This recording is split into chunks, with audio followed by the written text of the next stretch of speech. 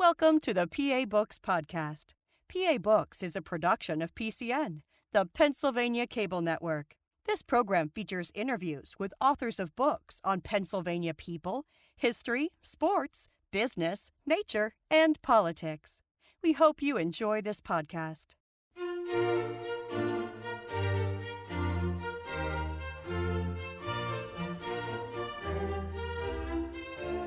This week on PA Books, Joe William Trotter, author of Pittsburgh and the Urban League Movement. Our guest today is Joe William Trotter Jr., and he is the author of this book, Pittsburgh and the Urban League Movement. Professor Trotter, why did you write this book? Well, there are several reasons, Brian, why I wrote this book. But I have to say that the most important one in terms of generating the energy to go forward to research and write this book had to do with the Urban League of Greater Pittsburgh.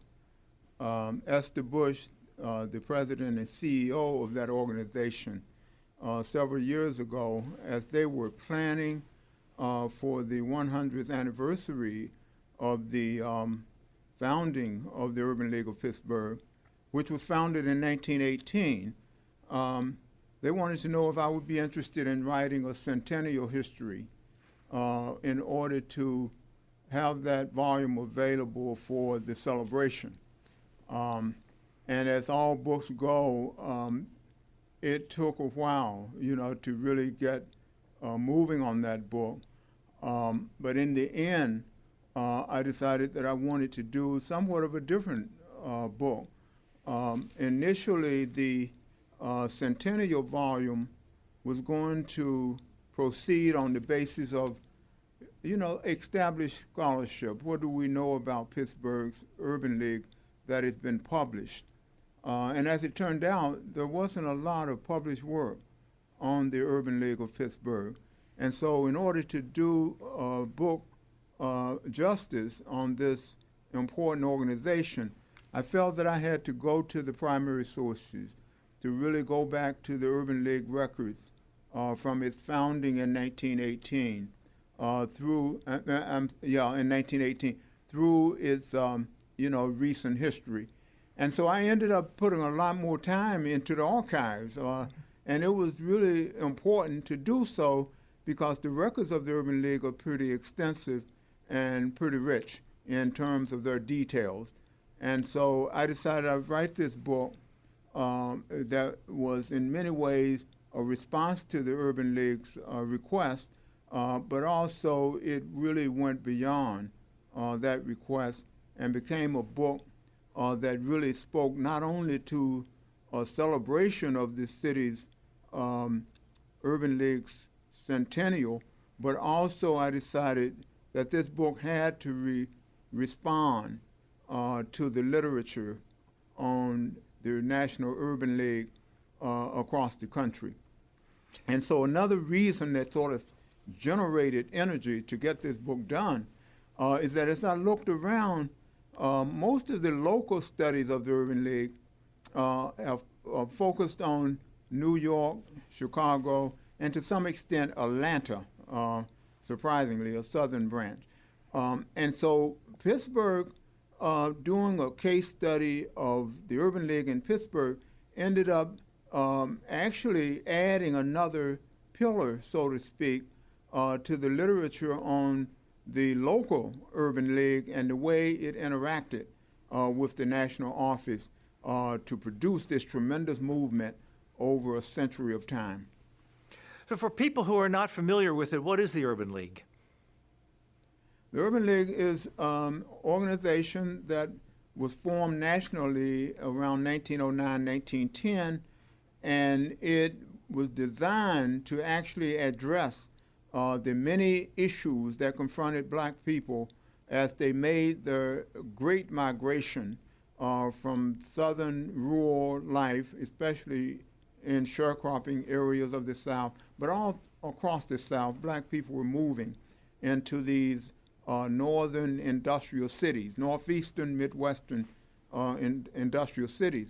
And the issues that they confronted were tremendous. They had difficulties gaining the kind of work that was, most suitable in some ways to build families and so on. And they were having issues with housing and encounters with the local criminal justice system and educational issues. And so this Urban League movement was designed to really address the economic and social issues that African Americans faced on a day-to-day basis, gaining a foothold in the economy, getting a decent place to live, getting their children enrolled in school, taking care of their health issues, and the whole range of issues that affected the lives of black people was the mission of the Urban League.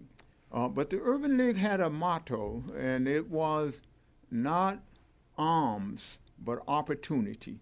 And so there was a kind of philosophical orientation to this work that was designed to bring about self-reliance on the part of African Americans as they moved into the city.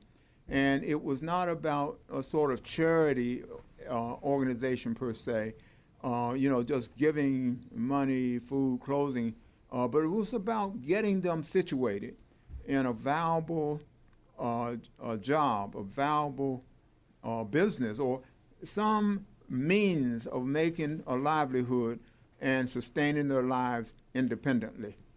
And so that was the Urban League movement. And after the New York chapter, and especially during the World War I period and thereafter, these branches just flourished across the country, moving, across the urban Northeast into the Midwest, and finally out to the West. And then Southern branches gradually took hold, but the South was not as amenable to these branches, and so that was a slower process over time.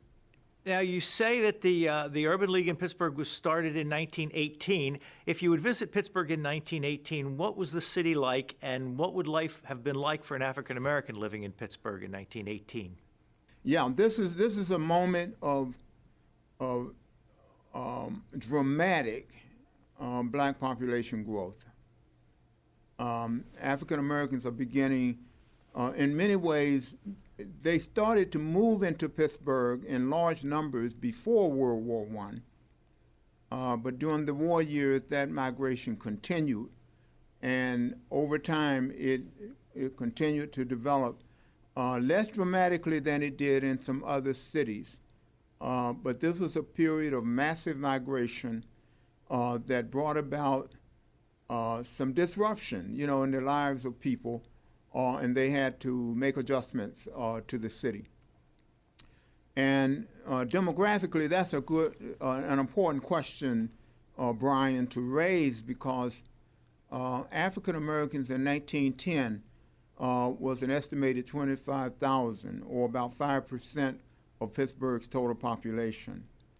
And if you look at the Great Migration over the entire period, when it peaked out, Pittsburgh's African American population in 1970 had increased to about 105,000.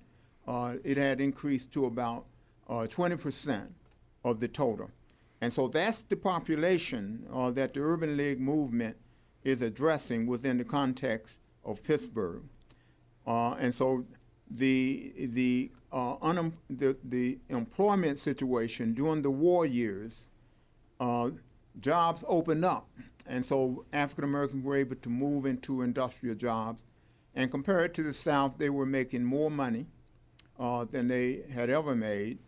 And they were feeling a sense of upward mobility. During the war years, there was a significant sort of celebration of industrial work over the low wages of prior war work in Southern agriculture. But along with that, getting a job inside of the industrial system was the challenge of gaining access to housing in the city. And so African Americans found it very difficult to find suitable housing. Railroad boxcars, all kinds of makeshift living arrangements they had to accommodate to. And in some cases, they actually lived on the job for a while before they could actually find housing inside the urban housing market. So it was a difficult time for people, and also the health conditions, discrimination in the health and medical fields aggravated and hampered African Americans' access to health care. And the housing that they did inhabit in the city happened to have been housing that was in some of the most dilapidated and unhealthy conditions in the city. And the Urban League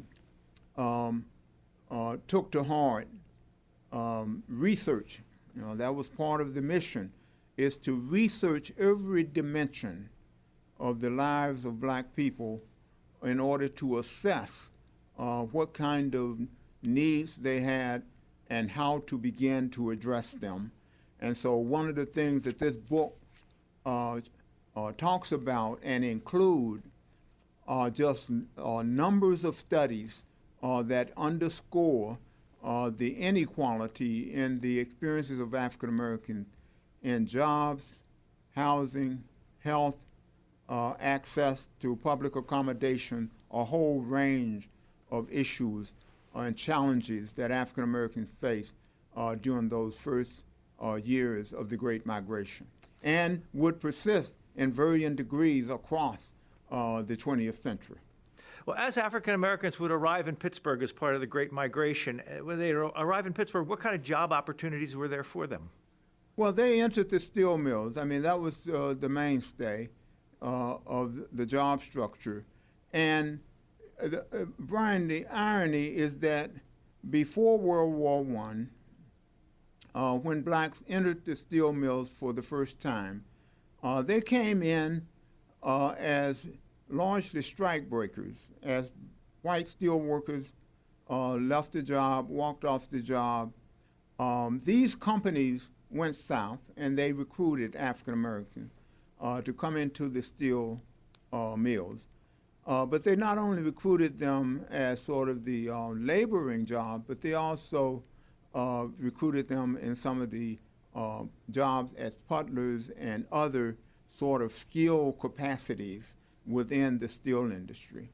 And so disproportionately during the pre-war period, African Americans were operating in what you might call a broader range of skill as well as so-called unskilled jobs.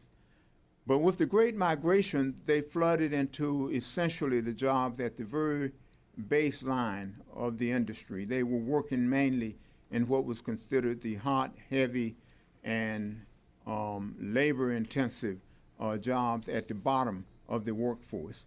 And that was the experience that they would have largely until the onset of the modern civil rights movement started to break down those barriers to blacks moving up into more skilled jobs. Now, they also were able to move into some of those jobs during World War II under the impact of the tremendous labor demands of that period.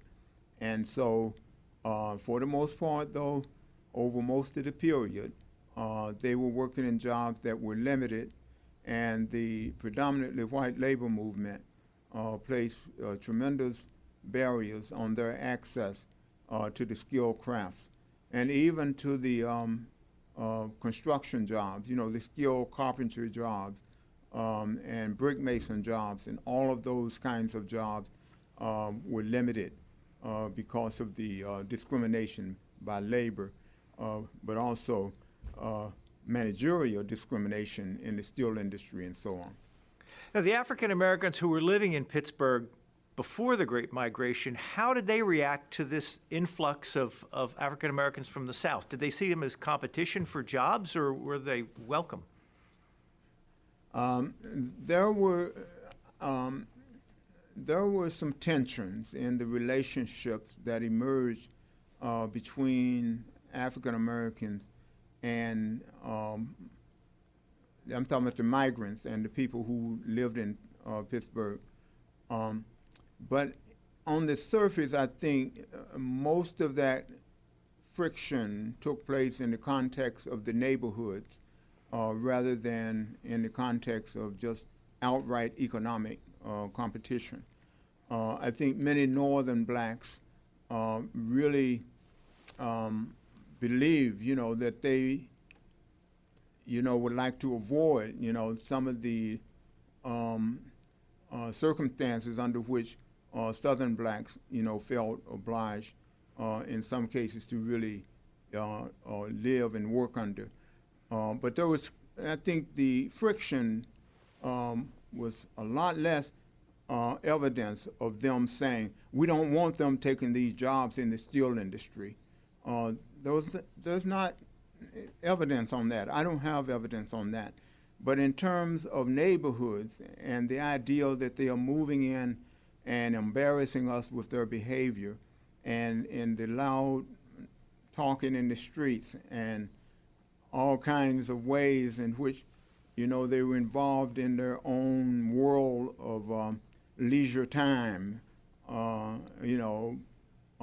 bootlegging and gambling, and that was the kind of friction that you begin to see a lot more than Pittsburgh blacks standing at the barriers and saying, "You're not going to take my job." That was not a manifestation. Well, there were other immigrant groups in Pittsburgh at the time from, say, Eastern Europe and Italy. How did they react to the Great Migration? Well, this is a situation in which Europeans were being called home, and there was a lot of return migration because of the war. Many of them were, leaving for their countries and enrolling in the military, back home. And also other large numbers of white men were being recruited into the military. And the military was beginning to take up a lot of this labor power, and that actually opened the door for African Americans to start moving into these jobs in larger numbers. It's not like industry was all that enthusiastic about recruiting blacks into the steel industry, but with this, this downturn in the number of available men for that industry opened the door for African Americans to move in there in larger numbers. And also, we're talking about a long period of time now. We're not just talking about the war years. After the war, there was a lot of friction between, African Americans and whites, for jobs, because the industry was beginning to lay off workers, and blacks were feeling like they were disproportionately disadvantaged when the demobilization took place and industry started to power down. And so there you begin to see discrimination and all of that surfacing in a more, powerful way. And also blacks started to, in some cases, to leave, the city and to move around a bit and to try to adjust to the changing circumstances. But that was, roughly 21, 22, but by the mid-20s, then there was a resurgence in the black migration into Pittsburgh, and they were getting a foothold, and white competition was less an issue than it may have been, but the government had clamped down on European immigration into the country and limited the new immigrants who could come in. And so it sustained that level of demand, so to speak, for black workers who continued and to begin to return in large numbers. Now, in 1918, when the organization was founded, who were the people who got it started, and where did they get their money? Okay, now the founding in 1918 was really interracial effort. And in fact, the sources on this period of the founding talks about an interracial band of reformers founded the organization. And the earliest president was Walter May, a man who made his money pretty much as pharmaceutical or drug, store company operator, and he was one of the leading founders of the organization. And another influential white founder of the organization was a man named Tyson. He was an economist at the University of Pittsburgh, and he managed to really play an important role in helping to get one of his BS students to actually transform his BS project into a study of migration of black people into Pittsburgh, and his name was Abraham Epstein. And his book on the migration of these early blacks to Pittsburgh helped to set the foundation, the research foundation for the founding of the organization in 1918. But the way the Urban League operates is that it sends its own people into the city to do surveys of the city in order to establish a rationale for the creation of a new branch. And so these three men, Walter May, Tyson, and Abraham Epstein, they were some of the core white supporters of the Urban League. And then on top of that, the corporate community, the steel industry, different companies added their support to the Urban League. And some of the early black founders included people like Robert Vann, who was the editor and owner of the Pittsburgh Courier, and these people formed a kind of interracial, team that helped to put the Urban League on its feet. Now, you mentioned in here that with the funding from the Carnegie Steel Company, the ULP hired a recent graduate as its first industrial secretary. And then on the next page, you say the ULP's job placement efforts encountered stiff resistance from a number of industrial employers, including the Pittsburgh Railway Company, Westinghouse, and the Heinz Pickle Factory. Could you get a piece of paper and draw a line down the middle and say the good companies and the bad companies? Yeah, that's a mixed picture, I must say. Some companies did resist hiring African Americans and put up resistance. But even Westinghouse eventually hired black workers. And so, it's a mixed picture. And some of this has to do with trying to keep black workers confined to these so-called unskilled occupations. And also, of course, believing that their white workers would not accommodate the employing of African Americans. But enough of these companies started to hire blacks that it sustained an increase of the black population over time and an increase in number of blacks as part of the overall steel labor force. So yes, all of those things. And I try to talk about those differences, in terms of some companies being more amenable to African American employment and others putting up pretty stiff barriers. And then there's this whole question of change over time, too, where, companies that may have been very resistant at the beginning will gradually start adding black workers as they increased in numbers in the city. Now, right at the beginning of the book, in the prologue, you write, some scholars and popular writers argue that the Urban League movement was largely a conservative force that rarely improved the lives of the black poor. What do you mean by that, a conservative force? Yeah, this is the case, Brian, where I'm trying to navigate and set up the study so that this is not just a study of, what the Urban League was able to accomplish per se, or the programs they instituted and how they did that over a long period of time.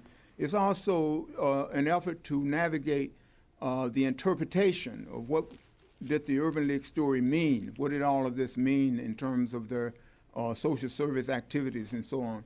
And so that point that you're raising now is about the literature on the Urban League movement as a national phenomenon. And so you have several different scholars weighing in on this question, and the item that you referenced is one perspective on the Urban League movement. There's this sense in some of the literature that the Urban League movement, from its inception, especially at its beginning, was a conservative movement grounded in northern, cities, New York, but pretty much reflecting the Booker T. Washington kind of approach. There's a kind of sense that Washington accommodated to the segregationist order, and that the Urban League was also about bringing blacks into the industrial workplace and into the industrial city without altering that segregated environment, that white supremacist system under which the Urban League had to operate during the Jim Crow era. And so there's a sense that the Urban League was a conservative movement that wasn't going to rock the boat, that was going to simply get blacks jobs, situate them in segregated housing, and accommodate the system. So that's one perspective. Another perspective is that no, that is altogether wrong, because from the beginning, other scholars argue that the Urban League mirrored W.E.B. Du Bois's intensive engagement in challenging white supremacy and pushing for African American civil rights and equal access to American institutions, and that the Urban League was actually part of a larger movement that was designed to level the playing field, eliminate those racial barriers, and move black people into a more equitable place within the economy, housing, and so on of the city. And so those are sort of two polar positions, but there is another position, one that in many ways the Urban League story that I tell is part of this with some adjustment. And that is that the Urban League was definitely not a movement that just accommodated to Jim Crow. Almost everywhere you see the Urban League challenging, pushing against it, and so on. But the argument in this third view is that it still was an organization that tended to favor the middle class, favor educated and professional people. And so there is an argument that it tended to bias its programs toward that group. But I think looking at the Urban League of Pittsburgh, the story that I try to tell in this book is that the Urban League is a complicated organization that really in the end tried to navigate building a better world for both black workers and for aspiring educated middle-class blacks. So it was constantly struggling to reconcile, deal with these issues. But even so, even in Pittsburgh, where I say that, it was working mightily to help black workers and black educated people, it still tended to have an ideological bias in terms of its perspective toward the middle class. And so even the Urban League would sometimes refer to the newcomers, the people who were just up from the South, as people who were less educated, ignorant, and so on. And in some cases, it was very abrasive. I sort of mentioned this earlier where I said some of the friction within the community.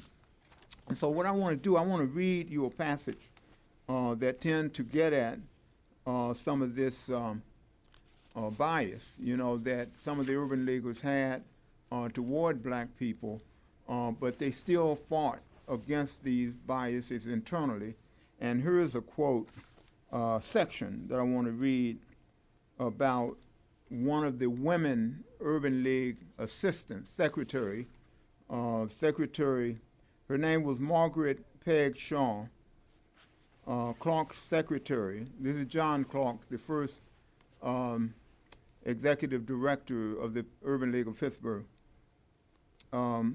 Clark's secretary during his tenure in Pittsburgh recalled how old Pittsburghers resented the Urban League for developing programs on behalf of the newcomers. They felt it was an intrusion because they were accustomed to taking care of their own. They did not like this organization giving handouts. According to Shaw, old Pittsburghers had no experience with Southern blacks at all, with their gingham dresses and bonnets, and were so polite. Shaw acknowledged that she, too, resented the migrants. She recalled that when migrants passed her office door and greeted her in a friendly manner, she would not return the greeting until her mother sat her down and told her that she had better speak to them and be polite, and that she would not stand for me to ignore them. And then only gradually, Shaw said, did both the community and the urban leaguers become accustomed to the migrants and stop shunning and denouncing them. That's a passage that tried to get at some of these internal conflict and social tensions that accompanied the migration. Now, your book covers the scope of the whole 100 years, and including the Depression and the World Wars. But as the Civil Rights Movement changed, how did the Urban League's mission change over time? Yeah, Brian, that's a lot of territory. You're absolutely right. But one of the things let's try to navigate to the Civil Rights Movement. The 1920s is a pivotal moment because that's when the Urban League establishes itself and establishes an agenda for dealing with African Americans. And during the 1920s, the Urban League activities revolve a lot around these corporate elites, these corporate funders that help the Urban League finance this program. So there's a lot of conversation between these, these steel owners, the owners of the steel industries. During the 1930s, though, when you have the steel industry plummeting and blacks facing unemployment and rising numbers, there was a significant change in the way the Urban League went about its work. And in the 30s, you begin to see the New Deal coming into play, government-funded programs, and in housing, in employment, all kinds of social services, the government is involved. And so you start to see the Urban League shifting some of its emphasis toward forging relationships between agencies and more agencies that are getting their money and resources from federal sources. And so there's a way in which the government and the relationship between the government and the Urban League starts to take on more importance. And also this is a point where you begin to see some of the convergence in the condition and of both middle and working class people. I mean, lots of people are suffering, whether they are educated or not. And so there is a real push to really take care of the African American community and to make sure that those resources are available. And as a result, there's a lot more involvement in the political side of these issues. And so this is a period where I say that it started during the 1920s. The Urban League started to merge its social service agenda with its social justice agenda and to push for the opening up of opportunities for African Americans across all aspects of life in the environment. And so that's the interwar years, where you begin to see this push and pressure on government agencies and so on to add blacks in an equitable way. And so that the Urban League wasn't just getting help from the government, it was also pressuring the government to gain access to these resources. And so that plays out in a lot of ways during the Depression and World War II. But after the war, you do see the Urban League, unlike other cities, taking on a pretty militant social justice orientation. And there are two examples that stand out. The desegregation of the Highland Park swimming pool involved the Urban League's director, executive director directly, and the desegregation of department stores and pressure on department stores downtown to begin hiring African Americans in different capacities as workers because African Americans were patrons of these different places.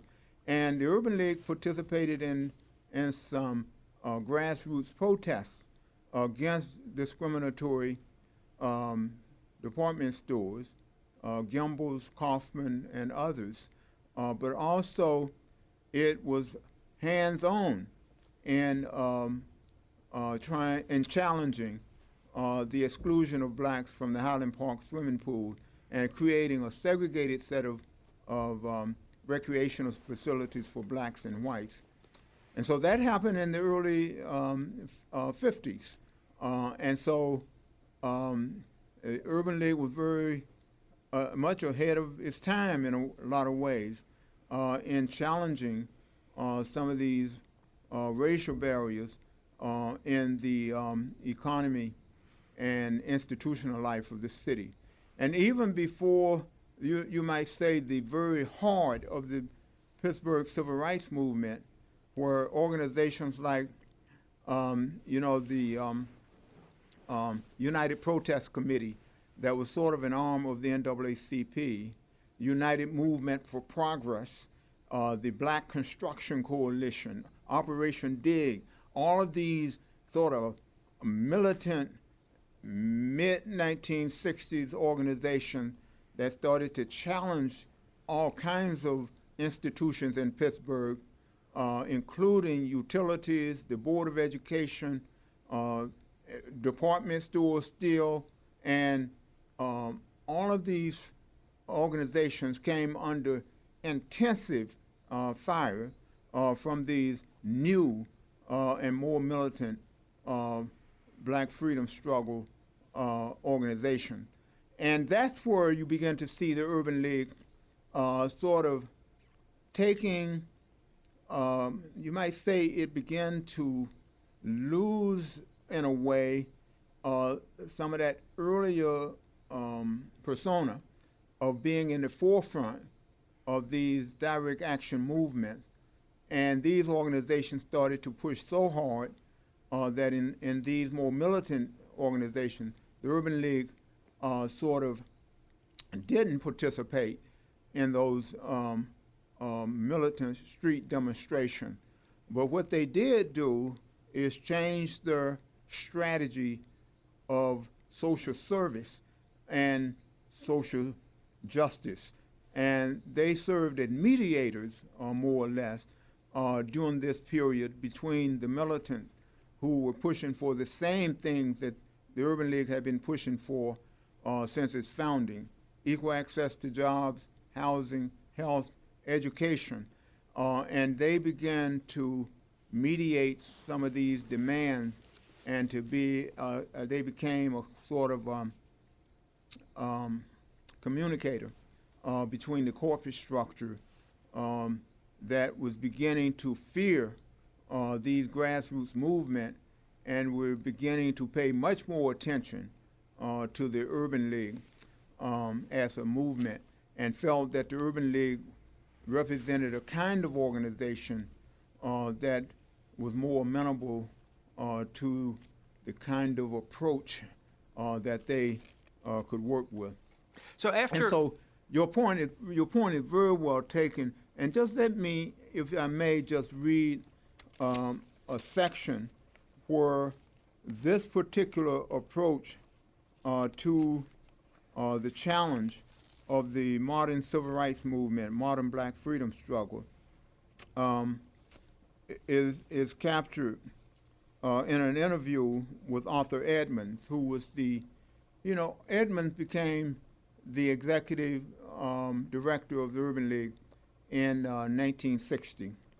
And so by the mid-60s, the organization was under a lot of criticism for being essentially a middle-class organization.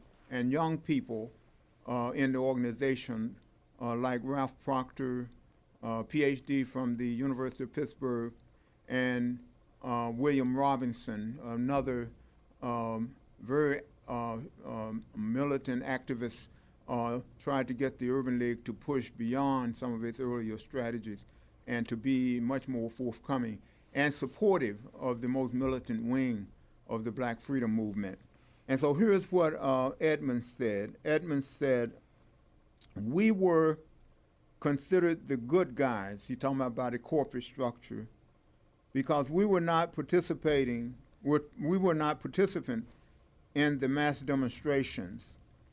Companies would run to us for help so that they wouldn't have to deal with the troublemakers. What these companies did not realize was that we were very much involved in the strategy.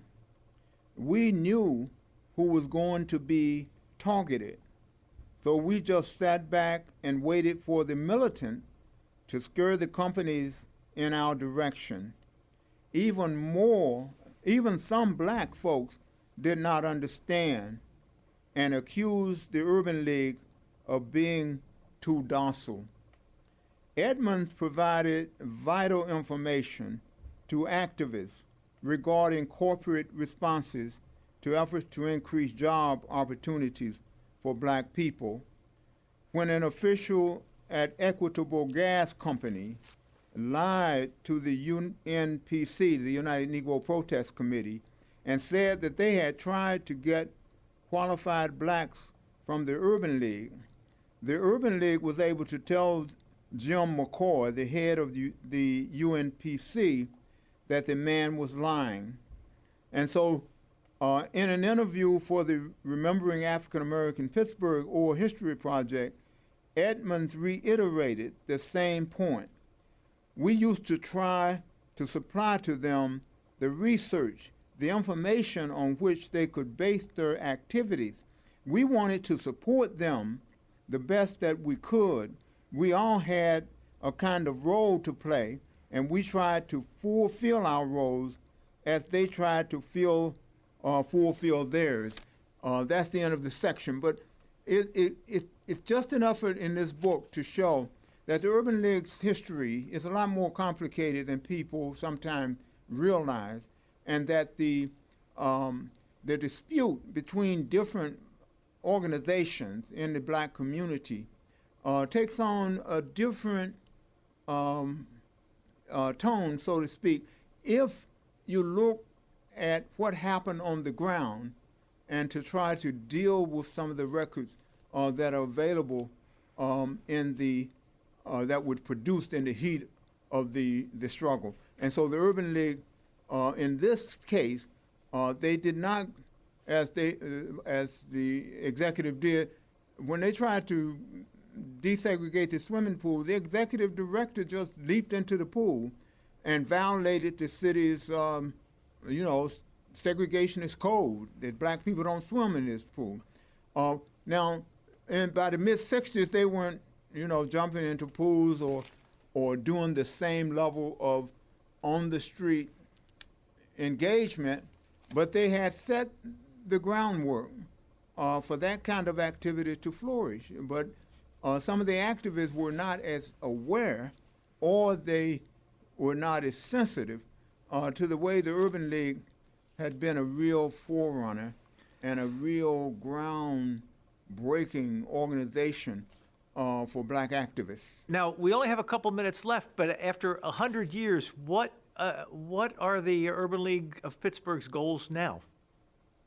The Urban League still is, I'm glad you asked that question, Brian, because one of the things I want to talk about, but cannot talk about much here, is that in 1994, the Urban League recruited its first African-American woman president and CEO.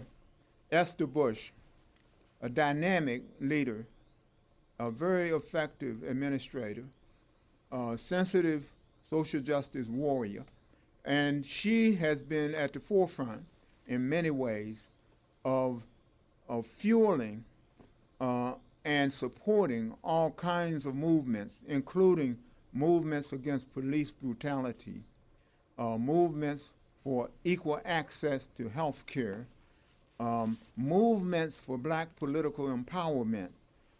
She has played a role in fueling those issues and those developments, and has played an important part in sort of adding this activist component of the Urban League's mission up front, putting it up front, and adding the political dimension, and has the National Urban League, too, has changed over time and played a role in mobilizing black voters, putting black voters, increasing the number of black voters on the voting rolls, and increasing their leverage in politics, so that now there's a way in which not arms but opportunity has expanded to include all kind of on-the-ground activist activities and all kinds of participation in established electoral politics within and beyond Pittsburgh.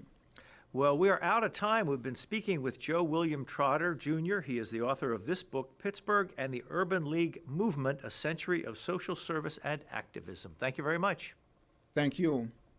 You've been listening to a podcast of PA Books, a production of PCN, the Pennsylvania Cable Network. Full episodes of PA Books, as well as other PCN programs, are available to stream with the PCN app. Visit PCNTV.com or the App Store for details.